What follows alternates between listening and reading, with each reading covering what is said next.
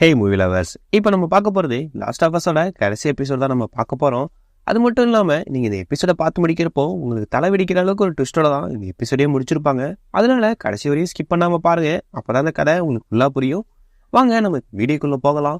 நான் உங்கள் unique, welcome to unique voice over. மறக்காம லைக் பண்ணிடுங்க, அப்படியே சப்ஸ்கிரைபும் பண்ணிடுங்க, பக்கத்தில் இருக்க பெல் ஐக்கனை ப்ரெஸ் பண்ணுங்க, அப்போ தான் நான் போடுற வீடியோ உங்களுக்கு நோட்டிஃபிகேஷனாக வரும். எபிசோட் ஸ்டார்டிங்லேயே ஒரு லேடியை காட்டுறாங்க. அவங்க ஒரு காட்டுக்குள்ளே ஓடி வந்துட்டு இருக்காங்க.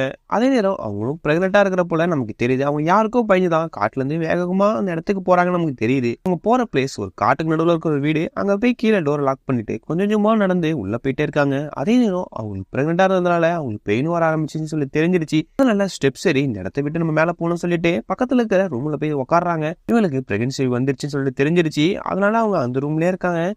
எப்படியாச்சும் குழந்தை நல்லா பெற்றலான்னு நினைக்கிற நேரம் பக்கத்துல இருந்த ஒரு ஃபங்கஸால பாதிக்கப்பட்ட ஆளு இவங்களுக்கு கடிக்கிறதுக்கு வேகமா அங்க வரான். பக்கத்துல இருந்த கத்தியை வச்சு அந்த ஃபங்கஸால பாதிக்கப்பட்ட ஆளை கொலை பண்ணிட்டு அதே இடத்துல உட்காந்துருக்காங்க. நடந்த சண்டையில இவங்களுக்கு குழந்தையும் பிறந்துருது. அந்த சீன் நம்ம கிட்ட காட்டிக்கிட்டே இருக்காங்க. அதே நேரம் அவங்க காலில் அந்த ஃபங்கஸால பாதிக்கப்பட்ட லேடி கடிச்சு வச்சிருக்காங்க. அதுவும் நமக்கு தெரியுது. என்னதான் இருந்தாலும் குழந்தைய பெற்ற அம்மாக்கு அந்த பாசம் இருக்குன்னு சொல்லி நமக்கே தெரியும். அந்த குழந்தைய அவங்க கொஞ்சம் ஆரம்பிக்கிறாங்க. அந்த குழந்தை பிறந்த வேகத்துக்கு இவங்க இல்லாம போறான்னு சொல்லிட்டு அதுக்கும் வருத்தப்பட்டுக்கிட்டே அந்த குழந்தைய கொஞ்சிட்டே இருக்காங்க. இந்த சீன் நம்ம கிட்ட காட்டியே இருக்க நேரம் நைட்டும் ஆயிடுது. அந்த வீட்டோட டோரை ஒரு ஆளுநர் தட்டிட்டே இருக்கான். யாருன்னு பார்த்தா நம்ம ஃபயர் ஃபைஸ் குரூப்போட மெல்லின் தான் அந்த வீட்டை தட்டிட்டு இருக்காங்கன்னு சொல்லிட்டு தெரியுது. வீட்டை யாரோ லாக் பண்ணிருக்காங்க. நம்ம இது வழியா போக வேணாம், நம்ம வேற வழியா போகலாம் அப்படின்னு சொல்லிட்டு மெல்லின் முடிவு எடுக்கிறாங்க. கொஞ்சம் கொஞ்சமா அவங்க கூட்டத்தோட அந்த வீட்டுக்குள்ளேயும் போறாங்க. ஸ்டெப் சரி மேலதான் சவுண்ட் கேக்குது. மேலதான் யாரோ இருக்காங்க அப்படின்னு சொல்லிட்டு கொஞ்சம் கொஞ்சமா போன மெர்லினுக்கு அங்கதான் ஷாக்கிங்காவே இருக்கு. அந்த லேடி அந்த ஃபங்கஸால பாதிக்கப்பட்டால கொண்டுட்டு அந்த குழந்தைய கையில வச்சுக்கிறத பாக்குறாங்க. அது மட்டும் இல்லாம காலில் ஃபங்கஸால பாதிக்கப்பட்டது பாத்துறாங்க. நான் கொஞ்சம் லேட்டா வந்துட்டேன், அதனால நம்ம மன்னிச்சிடு, உன்னை காப்பாற்ற முடியாதுன்னு சொன்ன வேகத்துக்கு குழந்தைய மெர்லின்ட்ட கொடுத்து குழந்தைக்கு எதுவுமே ஆகல,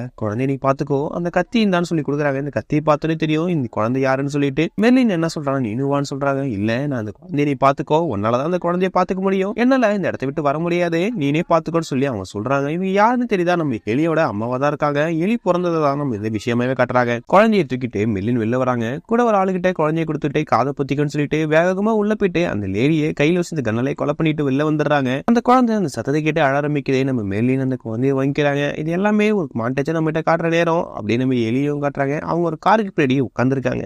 ஜோயல் அவங்களுக்காக ஒரு கேம் ஒன்று கண்டுபிடிச்சி இந்த கேம் உனக்கு தெரியுமா அப்படின்னு சொல்லி கேட்க வராரு. ரெண்டு பேருக்குள்ளயும் பாண்டிங் சூப்பரா இருக்குன்னு நமக்கு தெரியுது.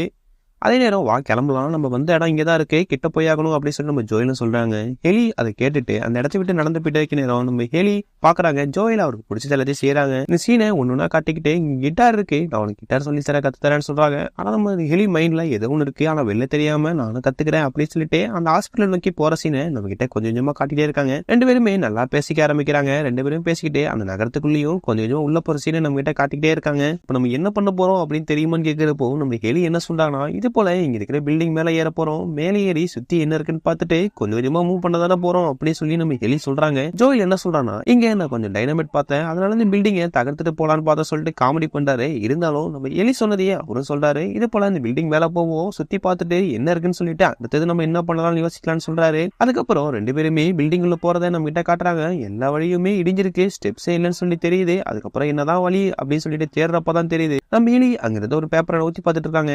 மார்னிங்ல இருந்தே அவங்க அப்செட்டா இருக்காங்க, ஏதோ மூட் அவுட்ல இருக்காங்கன்னு சொல்லி நம்ம ஜோயலுக்கு தெரியுது. என்னாச்சு உனக்கு, சரியே இல்லையேன்னு சொல்றப்போ எனக்கு ஒண்ணும் இல்லைன்னு சொல்றாங்க. அதுக்கப்புறம் நான் உன் இடத்துல தூக்கி போயிடுறேன், நீ மேல போய் எனக்கு லேடரை தூக்கி போடு அப்படி சொன்ன வேகத்துக்கு சரின்னு சொல்றாங்க. அதுக்கப்புறம் நம்ம ஜோயல் இந்த இடத்துக்கு போயிட்டு ஹெலியை கையை பிடிச்சி மேலையும் தூக்கி விடுறாங்க. மேல போன ஹெலி என்ன பண்றாங்கன்னா அங்கிருந்து லேடரை எடுத்து கொடுப்பாங்கன்னு பார்த்தா அந்த லேடரை கீழே தள்ளி விட்டுறாங்க. ஜோயலுக்கு ஒண்ணுமே புரியல, ஏன் இதே மாதிரி பண்ணாங்கன்னு சொல்லிட்டு நம்ம ஜோயல் அந்த லேடரை போட்டு மறுபடியும் மேலே ஏறி போறாங்க. ஹெலியை காணும்னு சொல்லிட்டு வேகமா அந்த பில்டிங் ஃபுல்லா தேட ஆரம்பிக்கிறாரு. நம்ம எலி எங்கதான் போனாங்க அப்படின்னு சொல்லிட்டு நம்ம பாக்குற நேரம் அங்க ஒரு வெட்ட வழியா ஒரு இடம் இருக்கு. அங்க போய் பார்த்தா அங்க ஒரு ஜிராஃபி இருக்கு. அந்த ஜிராஃபியை பார்த்துட்டு தான் நம்ம ஹெலி நிக்கிறாங்கன்னு தெரிஞ்ச வேகத்துக்கு நம்ம ஜோயலுக்கு ஒரு சந்தோஷம். அதுக்கப்புறம் அங்க இருக்கிற இலையை பிச்சு நம்ம ஹெலிகிட்ட கொடுத்து அந்த ஜிராஃபிக்கு கொடுக்க சொல்றாரு. அதை அவங்க கொடுக்குற நேரம் ரொம்ப சந்தோஷமா இருக்காங்க. இதை பார்த்து நம்ம ஜோயலும் சந்தோஷப்பட்டுட்டே இருக்காரு. அதே நேரம் அந்த ஜிராஃபி அந்த இடத்த விட்டு போன வேகத்துக்கு நம்ம ஹெலியும் அதை ஃபாலோ பண்ணிட்டு பின்னாடியே போறாங்க.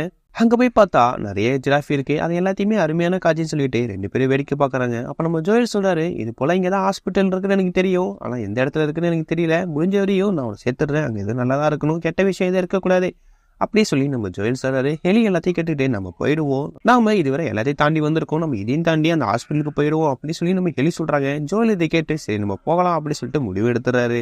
அதுக்கப்புறம் நம்ம ஜோயிலும் ஹேலியும் சிட்டியோட சென்டருக்கு வரப்போ அங்க நிறைய மெடிக்கல் எமர்ஜென்சி எல்லாம் நடந்திருக்கு. இது என்னன்னு கேட்கிறப்போ இது ஆர்மி நடத்துறாங்க, பெட்ரா கிடையாது. என்ன விஷயம்னா ஃபங்கஸால பாதிக்கப்பட்ட கொஞ்ச நாளுக்கு அப்புறம் இங்க ஆர்மி வந்து கேம்ப் போட்டாங்க. ஆனா அது கொஞ்ச நாள் தான் இருந்துச்சு. நானும் இங்க வந்திருக்கேன் அப்படி சொல்லி நம்ம ஜோயல் சொல்றாரு. என்ன விஷயம் அப்படின்னு கேட்கிறப்போ உங்க பொண்ணு இறந்தப்போ வந்தீங்கன்னு கேட்கிறப்போ இல்ல எனக்கு இந்த தழும்பு ஏற்பட்டது சொன்னல, நான் அப்பதான் இந்த இடத்துக்கு வந்தேன் அப்படி சொல்லி நம்ம ஜோயல் சொல்றாரு. அந்த சின்ன பையன் தானே உங்களை சுட்டா, அதுக்கு தான் வந்தீங்களான்னு கேட்கிறப்போ இல்ல என்ன நானே தான் சுட்டுக்கிட்டேன் அப்படி சொன்னதான் நம்ம ஜோயல் ஓபன் பண்ணி சொல்ல ஆரம்பிக்கிறாரு. இது போல என் பொண்ணு இறந்துட்டா, எனக்கு எதுவுமே வாழவே பிடிக்கல, எந்த தைரியமும் இல்லாம நான் என்னையே தற்கொலை பண்ணிக்கலாம்னு சொல்லிட்டு தான் கண்ணை என் பக்கம் ஏம் வச்சேன். ஆனா என் கை நடுக்கத்துல என்னால சுட முடியல, அதனாலதான் மிஸ் ஆயிட்டேன்னு சொன்ன வேகத்துக்கு நம்ம எலிக்கு ஃபுல்லா புரிஞ்சிருது. அதுக்கப்புறம் நம்ம எலி என்ன சொல்றாங்கன்னா சில விஷயங்கள் காலத்தால தான் மாறும், அது இதுவும் ஒன்னாதான் இருக்கும், எனக்கு ஒரு சந்தோஷமா இருக்கு நீ சாவல, இல்லைன்னா என் கூட வந்திருக்க மாட்டீங்களே அப்படி சொல்லி நம்ம எலி சொல்றது. ரெண்டு பேரும் எமோஷனல் ஆகிறாங்க. அதே நேரம் நம்ம ஜோயல் எலியை சிரிக்க வைக்கிறதுக்கு எனக்கு இப்ப இருக்கிற மெயின் செட் என்னன்னா மொக்கச்சோக்கு கேட்கணும்னு சொன்ன வேகத்துக்கு பேக்ல இருந்து அந்த மொக்கச்சோக்கு புக் எடுக்கிறாங்க. அந்த ஜோக்கு புக் எடுத்து படிச்சு காட்டிட்டே வந்துட்டு இருக்காங்க. ஜோயல் அதை கிண்டல் பண்ணிட்டே வந்து இருக்காரு. அப்ப பின்னாடி யாரோ ஒடியார போல இருக்கு, என்ன விஷயம் பார்த்து அங்கிருந்த ஒரு ஆள் வந்து கிரானைட்டை தூக்கி போட்டுறான். நம்ம ஜோயல் அதை பார்த்துட்டு ஹெலியை கவர் பண்ணிக்கிறாங்க. இருந்தாலும் நம்ம ஹெலி ஏஞ்ச வேகத்துக்கு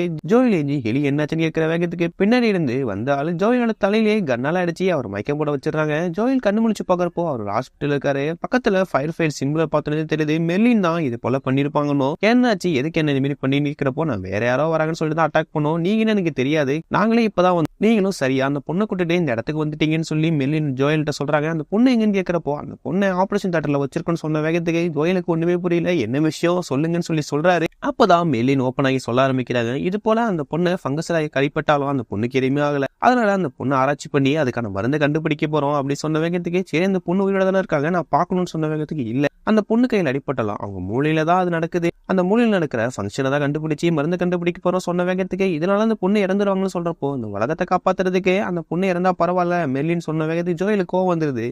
இது போல அந்த பொண்ணை காப்பாத்துறேன்னு சொல்லிட்டு இது போல பண்ணக்கூடாது அப்படின்னு சொல்லி சண்டை போறாரு. இருந்தாலும் நீ இந்த பொண்ணை கூட்டிட்டு வரந்தானே ஒத்துக்கிட்ட, இப்ப என்ன இது போல பேசுற அப்படி சொல்லி மெர்லின் சொல்றாங்க. இருந்தாலும் அந்த பொண்ணை கொலை பண்ணக்கூடாது விட்டுடுங்கன்னு சொல்லி நம்ம ஜோயல் சொல்றாரு. மெர்லின் நீ எதுவும் கேட்காதா, இந்த இடத்த விட்டு நீ போன்னு சொல்லி கூட இருக்கிற 2 ஆள்கிட்ட சொல்லி இந்த ஆளை கீழே இறக்கி விட்டுருங்க, அந்த ஆளுக்கான காரு கீழே இருக்கு அதையும் கொடுத்து அனுப்புங்க, இவரை ஃபர்ஸ்ட் இந்த இடத்த விட்டு அனுப்பிடுங்க அப்படி சொல்லி சொல்றாங்க.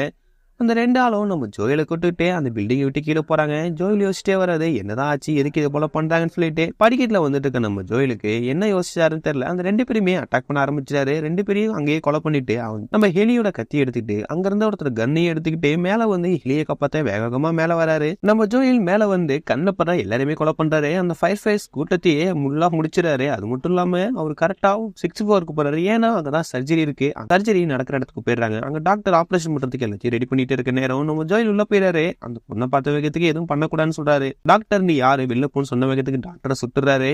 அதுக்கப்புறம் அங்க இருக்க நடிச்சுக்கிட்டேன் அந்த பொண்ணை எழுப்புங்க அப்படி சொல்லி வேகத்துக்கு அந்த பொண்ணுக்கு மயக்க மருந்து கொடுத்துருக்கோம், எழுந்திருக்க மாட்டாங்க, நீங்க இந்த பொண்ணை கூட்டிட்டு போலான்னு சொன்ன வேகத்துக்கு ஜோயல் அந்த பொண்ணை தூக்கிக்கிறாரு. அதுக்கப்புறம் டாக்டரை காட்டுறாங்க. டாக்டர் அந்த இடத்துல இறந்து போறாரு. ஜோயல் அந்த பொண்ணை தூக்கிட்டு லிப்ட் வழியா கீழே வந்துட்டு இருக்க சரி நம்ம கிட்ட காட்டுறாங்க. ஜோயல் உனக்கு நான் எதுவும் ஆக விட மாட்டேன், நான் அவங்க கூட இருக்கேன் அப்படி சொல்லி நம்ம ஹெலியை கூட்டிட்டு கீழே வராரு. கார்ல ஏறலான்னு வரப்போ மெர்லின் மறைச்சிடுறாங்க. இது போல நீ இதுல பண்ணக்கூடாது, இந்த பொண்ணாலதான் உலகத்தை காப்பாத்த போறோம், இந்த பொண்ணை நீங்க தான் விட்டுட்டு போகணும்னு சொல்றாரு. அதுக்கப்புறம் பிரெயின் வாஷ் பண்ண ஆரம்பிக்கிறாங்க. இந்த பொண்ணை நீ விட்டுட்டா நிறைய பேரை காப்பாத்தலாம், அது மட்டும் இல்லாம இந்த பொண்ணாலதான் இந்த உலகத்துக்கு முன்னேற்றம் கிடைக்க போகுதுன்னு சொல்லி சொல்றாங்க. நம்ம ஜோயல் இதெல்லாம் கேட்டுட்டே இருக்காங்க. நீ இந்த பொண்ணை என்கிட்ட கொடுத்துட்டு நீ மட்டும் போ அப்படின்னு சொல்லி நம்ம ஜோயல சொல்றாங்க. ஆனா ஜோயல் அந்த இடத்த விட்டு கார்ல வந்துடுறாரு. நம்ம எலியை விட்டுட்டாங்கன்னு பாக்குறப்பதான் தெரியுது மிரர்ல பின்னாடி எலி படுத்திருக்காங்க. நம்ம ஜோயல் தான் எலியை கூட்டிட்டு கார் ஓட்டிட்டு வந்துட்டு இருக்காருன்னு தெரியுது.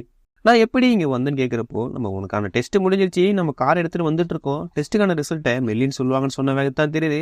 நம்ம ஜோயல் எலியை கொடுக்கறதுக்கு முன்னாடியே மெர்லினை சுட்டுறாங்கன்னு சொல்லிட்டு தெரியுது. அதுக்கப்புறம் மெர்லினை உன்னதான் கூட்டிட்டு போக சொன்னாங்க, இங்க எதுவுமே இல்லை உனக்கு எல்லாம் சேஃப்டி தான் நீ சொல்றாங்க. அதுக்கப்புறம் நான் தூங்குறேன் நீங்க பாத்து போங்க அப்படின்னு சொல்லிட்டு நம்ம ஹெலி படுத்துறாங்க. ஜோயல் யோசிச்சிட்டே வராரு என்னதான் ஆச்சு, நம்ம பாக்குறப்பதான் தெரியுது கன்னால நம்ம மெர்லினை அதே இடத்துல சுட்டு கொலை பண்ணிருக்காரு. நீ இருந்தா இந்த பொண்ணை தேடி வருவ அப்படி சொல்லி யோசிக்கிறாரு. மெர்லின் என்னை விட்டுடு, நான் ஒன்னும் பண்ண மாட்டேன், இந்த பொண்ணை கூட்டிட்டு போயிடு சொல்லிட்டு சொல்றாங்க. ஜோயல் இந்த பொண்ணுக்கான எதிர்ப்பு சக்தி இருக்குன்னு உனக்கு தெரியும், நீ என்னதான் இருந்தாலும் தேடி வருவோன்னு சொல்லிட்டு அவங்கள அதே இடத்துல கொண்டுடுறாங்க. ஜோயல் எலியை கூட்டிட்டு அவர் தம்பி இருக்கிற பிளேஸுக்கு போயிட்டு இருக்காரு. அது நமக்கு தெரியுது. எலி அவங்க கையில அடிப்பட்ட காயத்தை வச்சு பாத்துட்டு இருக்காங்க. போன கார் ரிப்பேர் ஆயிருது, நம்ம இதுவரை வந்ததே பெருசு, இதுல இருந்து நம்ம நடந்துதான் போனோம் அப்படின்னு சொல்லி நம்ம ஜோயல் சொல்லிடுறாரு. இதுலயும் நமக்கு நடந்து போலான்னு சொல்றப்போ ஜோயல் என்ன பண்றாருன்னா அவர் பொண்ணு கூட இருந்த பெரிய என் பொண்ணு ட்ரக்கிங் பண்ண ரொம்ப பிடிக்கும், அவன் நிறைய மலை ஏறுவா, நீனு அதை போல இருக்க, நீனு கத்துக்கோ அப்படின்னு சொல்லி சொல்றாரு. இருந்தாலும் நம்ம ஹெலிக்கு ஏதோ நம்ம ஜோயல்கிட்ட சொல்ல விரும்புறாங்க, ஆனா எதுவும் சொல்லாம மைண்ட் எதை வச்சுட்டே இருக்காங்கன்னு சொல்லி தெரியுது. அதே நேரம் நம்ம ஜோயல் அவங்க பொண்ணு போலயே நம்ம ஹெலியை நினைச்சுக்கிட்டு அவர்கிட்ட எல்லாத்தையும் ஷேர் பண்ணிட்டே வந்துட்டு இருக்காங்க. நம்ம இன்னும் கொஞ்சம் தூரத்தில் போயிடுவோம், நம்ம சீக்கிரமா போய் அங்க உனக்கு தேவையான எல்லாம் நான் செஞ்சு தரேன் அப்படின்னு சொல்லி நம்ம ஜோயல் சொல்றாரு. 2 பேருமே அவங்க தம்பி இருக்கிற பிளேஸ் கரெக்டா வந்துடுறாங்க. தூரத்துல தான் அதை பாக்குறாங்க. இது போல நம்ம வந்துட்டோம், இன்னும் கொஞ்சம் தூரத்துல உள்ள போயிடலான்னு சொல்லி முடிவு பண்றாங்க.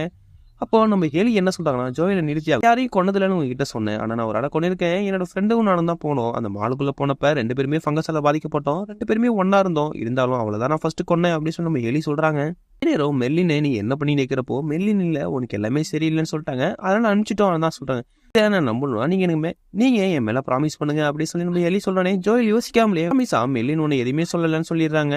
அதுக்கப்புறம் நம்ம எலி நம்ம ஜோயல் சொல்றத நம்புறாங்க. அதோட இந்த எபிசோடையும் முடிக்கிறாங்க. இந்த லாஸ்ட் எபிசோட் கொஞ்சம் சூப்பரா இருந்திருக்கும். இந்த சீரிஸ் ஃபுல்லாவே செமையான சீரிஸ் தான். நீங்க ஃபுல்லா பார்க்கணும்னா மேல லிங்க் தரேன், அதை கிளிக் பண்ணி எல்லா எபிசோடும் பாத்துருங்க. அப்பதான் அந்த கதை உங்களுக்கு ஃபுல்லா புரியும். மறக்காம சப்ஸ்கிரைப் பண்ணிடுங்க. அடுத்து நம்ம போட போறது ஸ்வீட் ஹோம்ஸா இருக்கும்னு நினைக்கிறேன். மறக்காம லைக் பண்ணி வச்சுக்கோங்க.